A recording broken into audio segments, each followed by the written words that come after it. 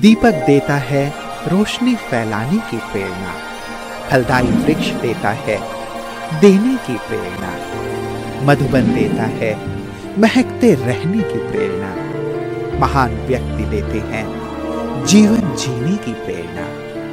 आओ प्रेरणा से दें हम सभी को प्रेरणा।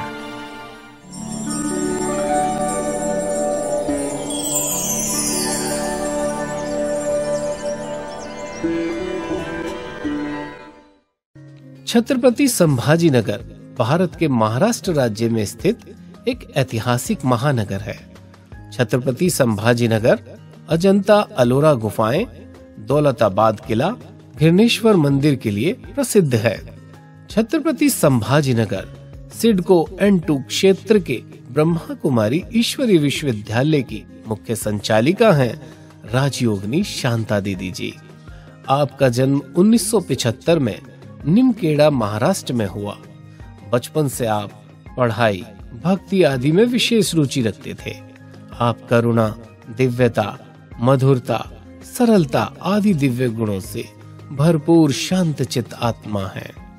1993 में आपको ईश्वरीय ज्ञान की प्राप्ति हुई और 1995 में आप अव्यक्त बाप दादा से ईश्वर मिलन मनाया। बाप दादा से प्रेरणा लेकर आपने अपना संपूर्ण जीवन तुरंत ही ईश्वरीय सेवाओं में समर्पित कर दिया। तब से आपने छत्रपति संभाजीनगर के विभिन्न स्थानों पर सेवाएं देते हुए 2008 से छत्रपति संभाजीनगर सिडको N2 में अपनी ईश्वरीय सेवाएं प्रदान कर रही हैं। जन जन को ईश्वरीय संदेश देते हुए आपने अनेकों कार्यक्रमों का सफल आयोजन किया। दीदी जी के नेतृत्व में 200 से अधिक विद्यार्थी ज्ञान योग से अपने जीवन को भरपूर कर रहे हैं।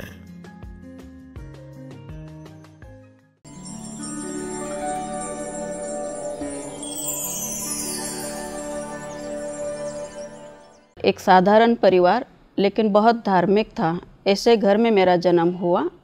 मेरी दादी जी बहुत भक्ति वाली थी।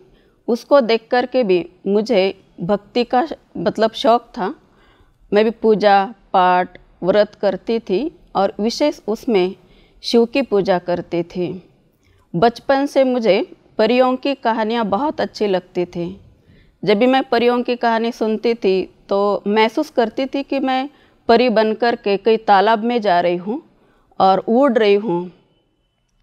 आगे चल कर के धीरे धीरे पढ़ाई पूरी हुई और मेरी बुआ थी जो चाचा के साथ में रहती थी और मेरे चाचा ज्ञान में चलते थे जिनका नाम रघुनाथ भाई है। और वो समर के वैकेशन में आती थी और एक हमारे पड़ोस में एक बुढ़िया रहती थी, तो उसको ज्ञान सुनने का बहुत शौक़ था, तो उसको वो ज्ञान सुना रही थी और वो ज्ञान सुनते सुनते मैं भी साथ में बैठती थी। ज्ञान सुनते सुनते मुझे बहुत अच्छा लगने लगा।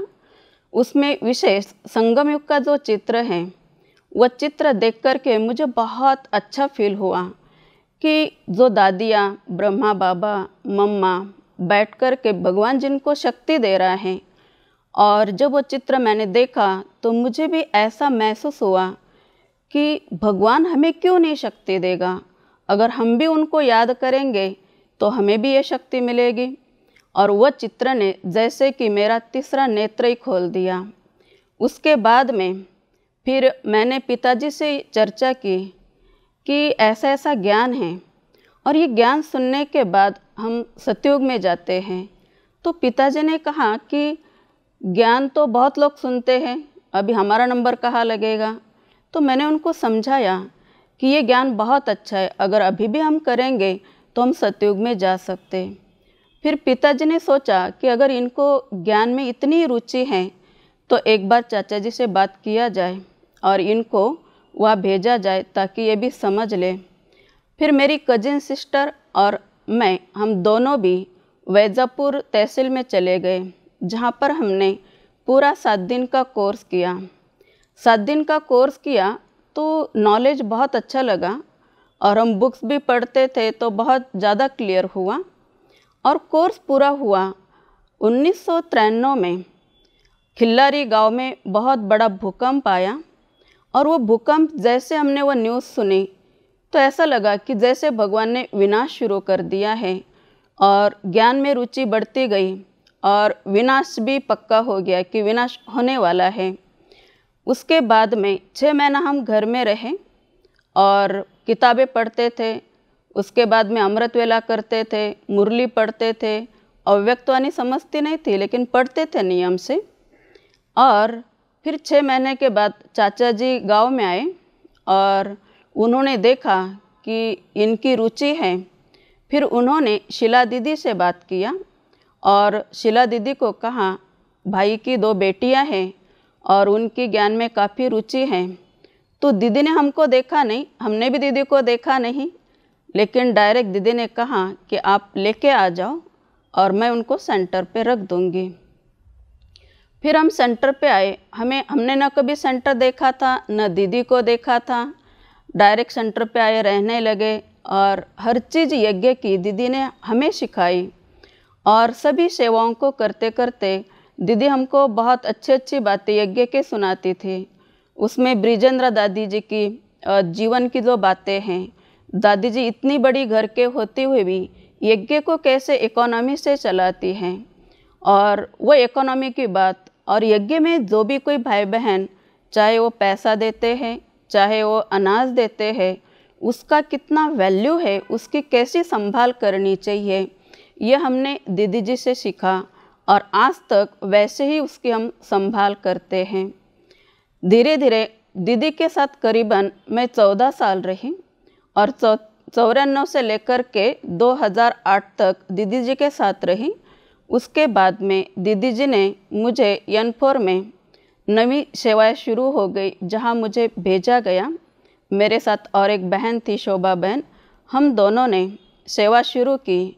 तो 1994 में फरवरी के मास में हम सेंटर पर आए और सेंटर पे आने के बाद फिर सब सीखने लगे।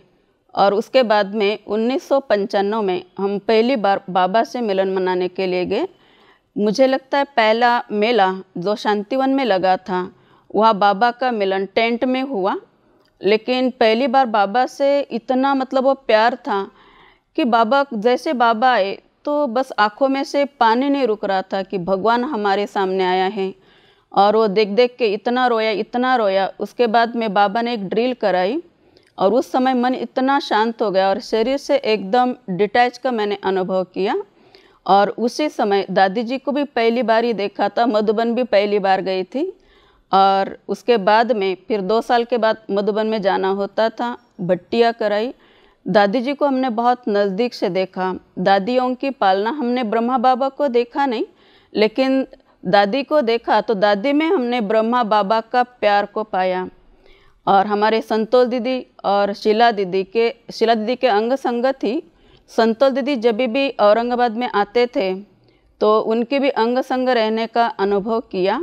दीदी जी की जो डिसिप्लिन है, दीदी जी की जो धारणाएं हैं, उसकी भी बहुत अच्छी छाप हम पर पड़ी। और आज भी हमको दीदी जी जो बोलते हैं हम उसको वरदान समझ करके अनुभव करते, और उनके वो बोल, उनके वरदान आज हमको आगे बढ़ा रहे हैं। और धीरे धीरे फिर आगे चलते बड़े बड़े प्रोग्राम हुए। 2005 का समय था, औरंगाबाद में एक बहुत बड़ा मेगा प्रोग्राम का आयोजन हुआ जिसमें दादी जानकी आई। और दादी जानकी का प्रोग्राम होने के बाद इधर N4 में अपने गोपाल भाई जो अम्बे जोगाई से हैं, उन्होंने ऐसा संकल्प किया कि इस एरिया में सेंटर नहीं है तो इस एरिया में सेंटर खोला जाए। और फिर उसमें निमित्त मैं और मेरे साथ एक शोभा बहन, हम दोनों बहनें आई और हमने सेवाओं की शुरुआत की। बहुत छोटा सा स्थान था और वहाँ पर एक काफ़ी प्रॉब्लम भी आया जिसमें बाबा की बहुत मदद मिली, बड़ों की मिली, लेकिन परिवार भी साथ में था। कभी ऐसा लगा नहीं कि हम अकेले हैं।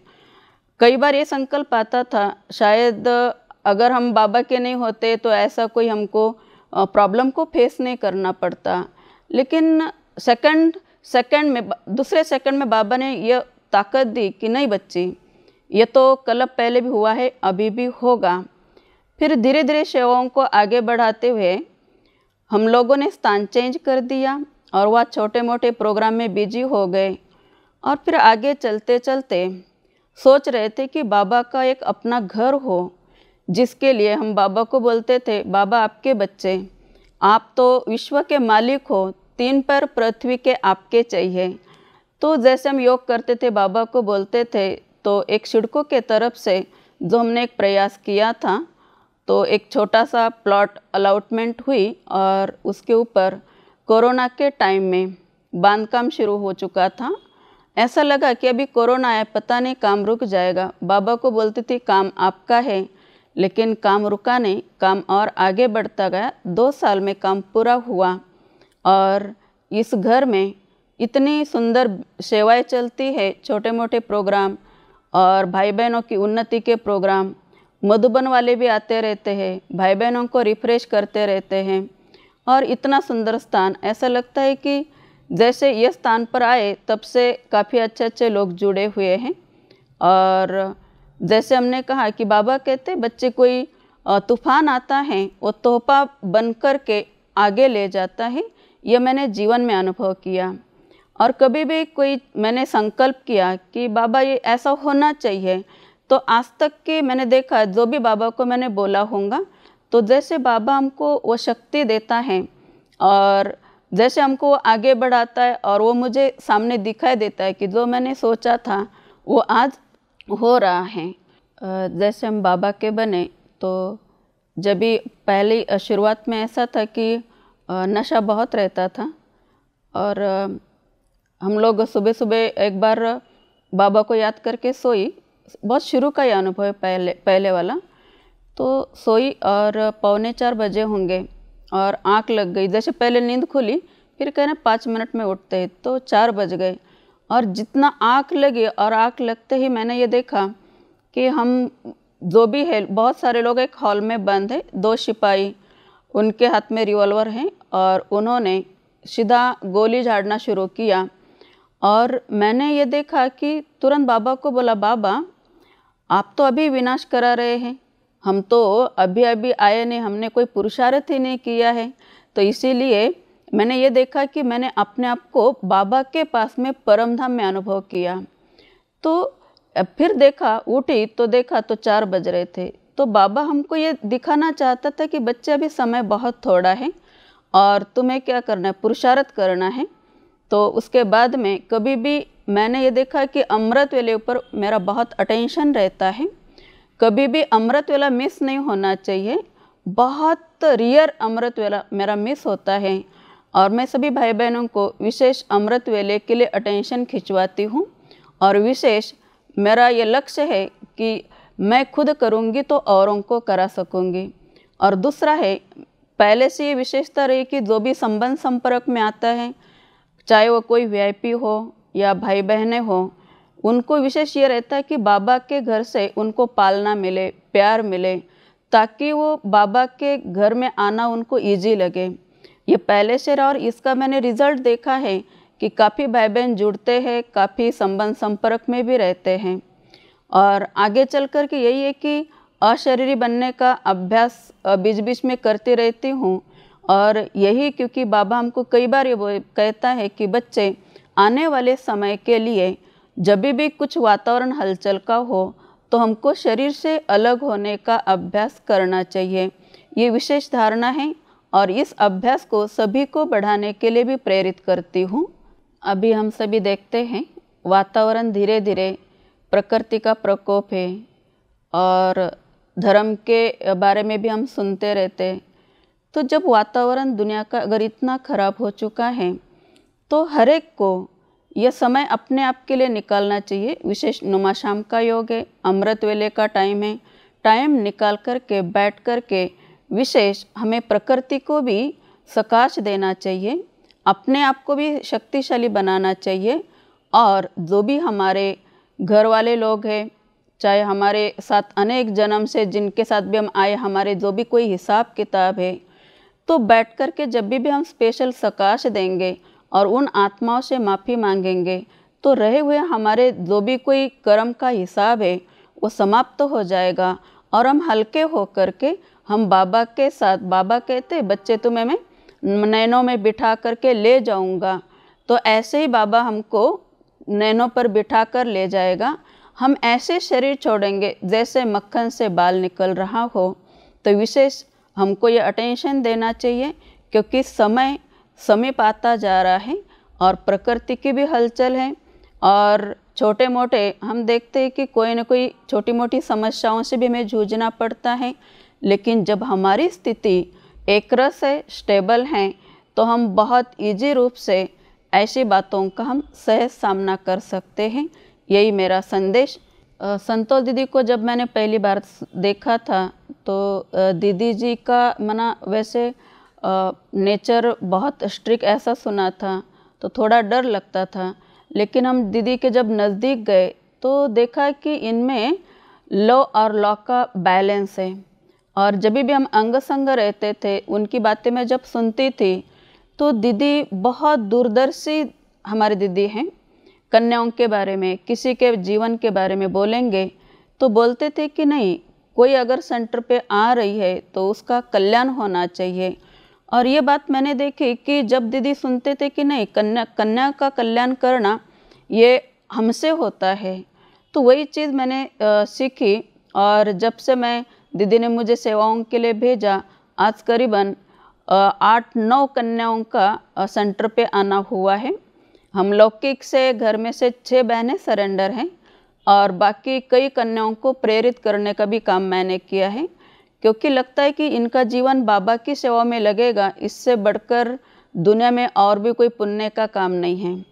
और शीला दीदी को हमने देखा बहुत सिंपल और बहुत रॉयल, क्योंकि दीदी का स्वच्छता का संस्कार है और सिंप्लिसिटी के साथ साथ क्लीननेस भी बहुत है, इकोनॉमी का भी बहुत ध्यान रखते हैं। कोई भी भाई बहन अगर कुछ भी चीज़ ला के देंगे तो उसको कैसे अच्छे से सफल करना है, ये उनसे हम सीखते हैं।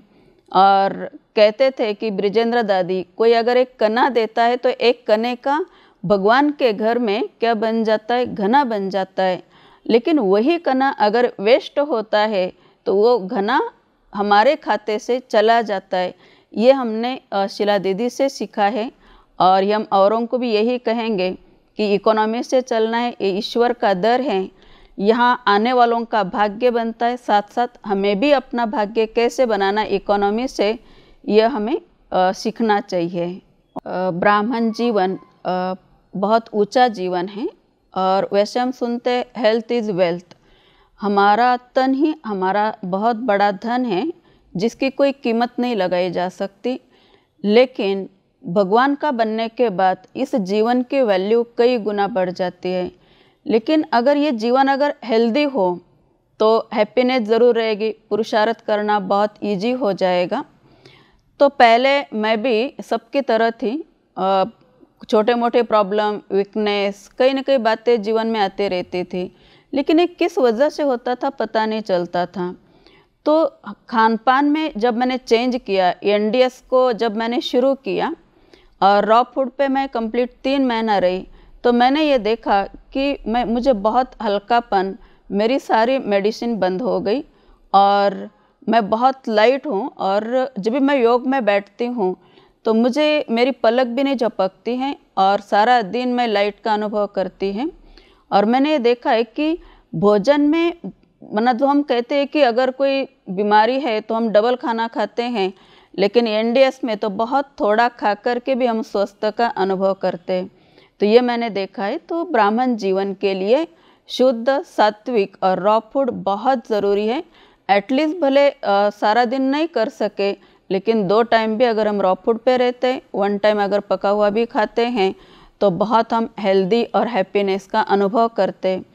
और इसीलिए जो आज हम खा रहे पका हुआ फूड 3-3 टाइम खाते, जिसके वजह से हमारी हेल्थ भी बिगड़ जाती है और हम अपने आप को बहुत बोझिल भी महसूस करते हैं और योग में भी दिक्कतें आती हैं।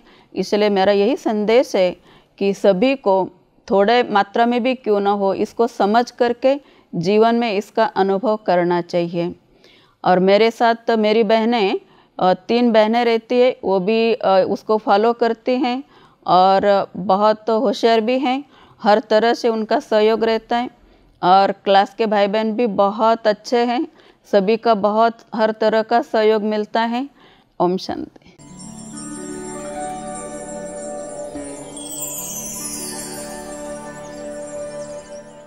मेरा ये परम विशेष सौभाग्य रहा है कि बचपन से ही मुझे दीदी की पालना मिली है। बचपन से मैं देखते आ रही हूँ कि दीदी के अंदर की जो सादगी है, विशेषता है, करुणामयी है, उनके अंदर की जो ममतामयी उनकी जो विशेषताएं हैं, तो बचपन से देखते आए। और तो मेरे लिए एक प्रेरणा स्रोत दीदी रहे हैं, जो मैंने ये मेरा जीवन बनाया है दीदी के जैसा। और दीदी ने बहुत सारी विशेषताएं हमारे अंदर भरी है। एक जैसे कि बड़ों की आज्ञाओं पर कैसे चलना है, कैसे हाजी करना है, ये हमने दीदी से सीखी है। साथ साथ दीदी के अंदर बाबा ने इतनी सारी विशेषताएं भरी है, जिसके कारण दीदी के सामने कोई भी आत्मा आए तो वो पूरा संतुष्ट होकर दीदी की पालना लेकर यहाँ से जाता है।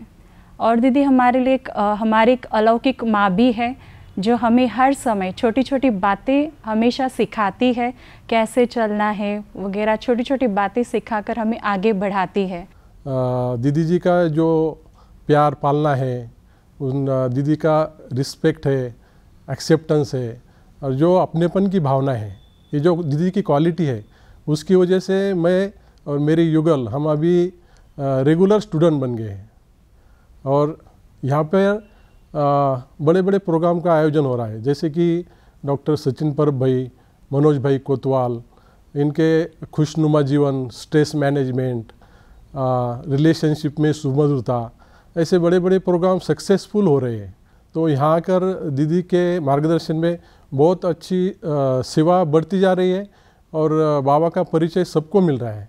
दीदी की पालना जैसे निस्वार्थ भाव से, माँ जैसे निस्वार्थ भाव से पालना करती है, कोई अपेक्षा न रखते हुए, वैसे दीदी हमारी वैसे ही पालना करते हैं सभी बच्चों की। दीदी का स्वरूप माँ स्वरूप है। दीदी ने हम बच्चों को हमेशा सहयोग दिया है, और कोई भी परिस्थिति हो दीदी कभी पीछे नहीं हटते, सभी को सहयोग देते हैं। दीदी हम स्टूडेंट्स के लिए नहीं, बहनों के लिए भी दीदी उतने ही सहयोगी है। यहाँ के जो इंचार्ज बहन है शांता दीदी, उनमें परमात्मा ने बहुत सारी विशेषताएं भरी है। जैसे कि कोई भी परिस्थिति, कैसी भी परिस्थिति में शांत रहकर, बाप में निश्चय रखकर निश्चिंत उस पर विजय पाना, निश्चिंत रहना और विजय पाना। और यही विशेषताएं यहाँ आने वाले सभी भाई बहनों के इसमें वो भरते रहते हैं। दूसरी उनकी विशेषता है देना। सभी को यही बताते हैं कि दीदी कि जो कुछ मिला है हमें, वो सब परमात्मा से मिला है, परमात्मा की उपहार है, तो सबको देना है। दीदी जी हमेशा जो भी बड़े हैं, आदरणीय संतोष दीदी जी, आदरणीय शीला दीदी जी, बड़ों की हमेशा वो आज्ञाकारी, फरमान बरदार, वफादार रही है। और हमेशा जो भी बड़े कहते हैं उनमें हमेशा उनका हाजी का पार्ट रहता है। साथ साथ में दीदी जी जो है वो हम छोटी बहनों को हमेशा सिखाती है कि हम कैसे यज्ञ रक्षक रहे और इकोनॉमी की मूर्त रहे हम, क्योंकि हम समर्पित तो कहीं जाते नहीं है धन कमाने के लिए। तो जो भी यज्ञ में आता है तो उसे हम बहुत इकोनॉमी से चलाए, तो उसमें ही हम समर्पित जो भी बहनें हैं सभी का क्या होता है, जमा का खाता बढ़ता रहता है। तो इस प्रकार से बाबा के कार्य को वो हमेशा, परमात्मा के कार्य को हमेशा आगे बढ़ाते रहती है।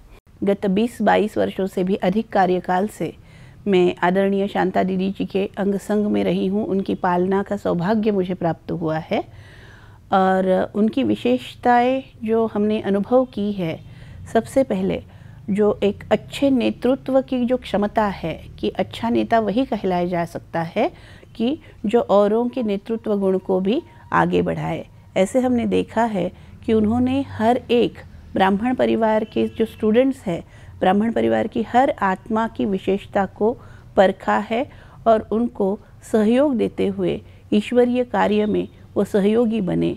इसलिए इस शुभकामना के साथ उनकी विशेषताओं को ईश्वरीय कार्य के प्रति लगाने के लिए हमेशा वो हर एक को मोटिवेट करते रहते हैं। दूसरा कि न केवल स्टूडेंट्स, अन्य सेंटर्स, अन्य बहनों के प्रति भी उनका सहयोग हमेशा ही रहा है।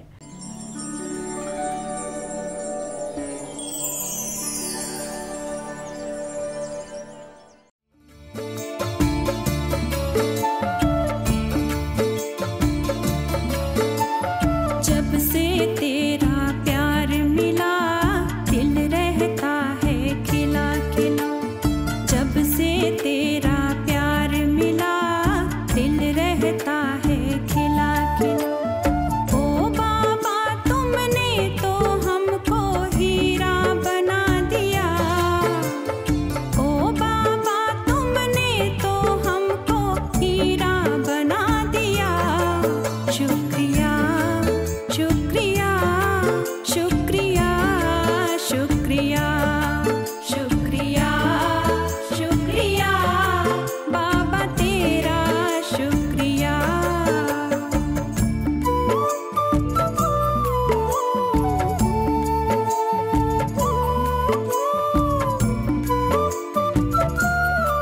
है।